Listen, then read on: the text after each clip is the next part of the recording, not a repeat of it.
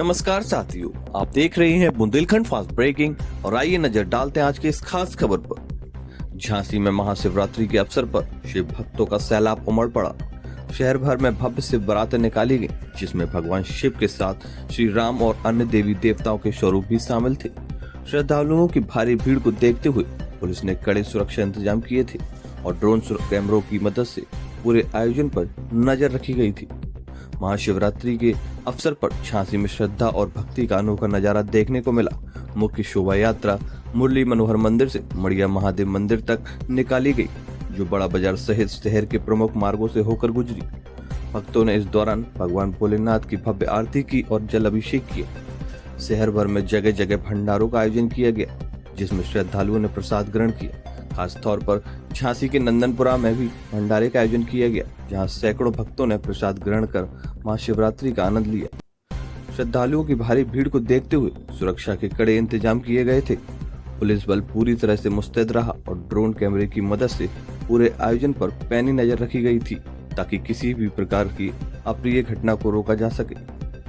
झांसी में महाशिवरात्रि के पर्व पर आस्था, भक्ति और सुरक्षा का यह संगम देखने लायक था। भगवान भोलेनाथ से यही प्रार्थना है कि उनकी कृपा सभी भक्तों पर बनी रहे। बुंदेलखंड फास्ट ब्रेकिंग के लिए झांसी से हमारे संवाददाता ब्रजेश परिहार की खास रिपोर्ट।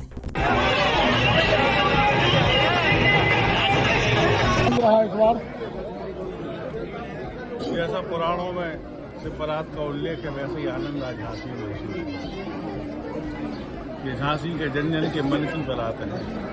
इसमें कोई किसी को बुलाने नहीं जाता, लेकिन लोगों को मालूम है कि इस मंदिर से हमारे सबका सम्मान बढ़ा था, तो वो सारे लोग स्वाभाविक रूप से बारात में शामिल होने के लिए, स्वागत के लिए जगह जगह लोग पंडाल अपने आप लगा लेंगे, जगह जगह लोग स्वागत करने लगेंगे।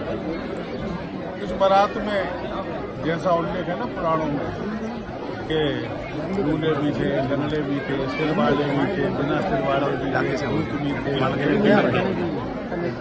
वो सारे लोग इस बारात में दिखाई देते हैं। तब लगता है कि ये वास्तविक सत्तर की बारात झांसी है। ये लगातार संख्या बढ़ती जा रही है बारात में, तो क्या मानते हैं इसको?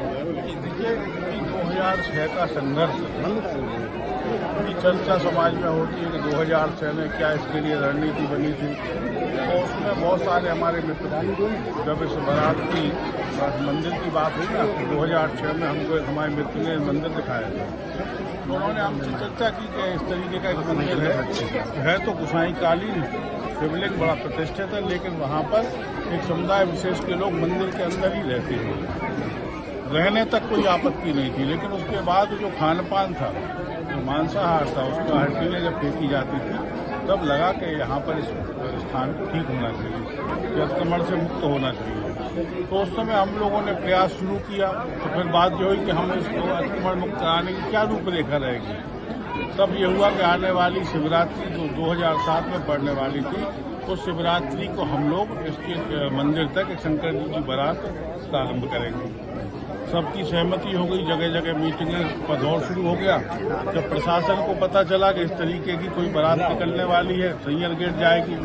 सैयर गेट माने मुस्लिम बस्ती, यहाँ पर तो हमने रूट, तो बोले किस रूट से ले जाओगे, तो हमने उनको बताया कि रूट होगा मस्जिद के सामने से।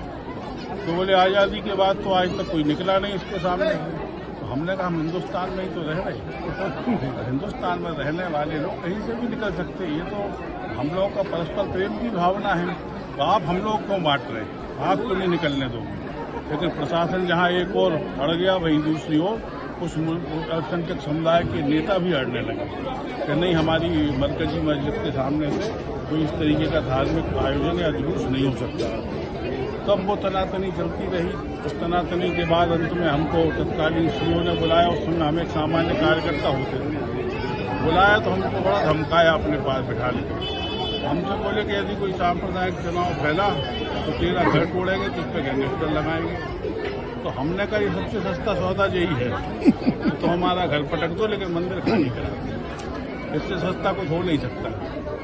लेकिन वो फिर प्रशासन ने व्यवस्था की, और व्यवस्था के बाद ये बारात 2007 में प्रारंभ हो गई।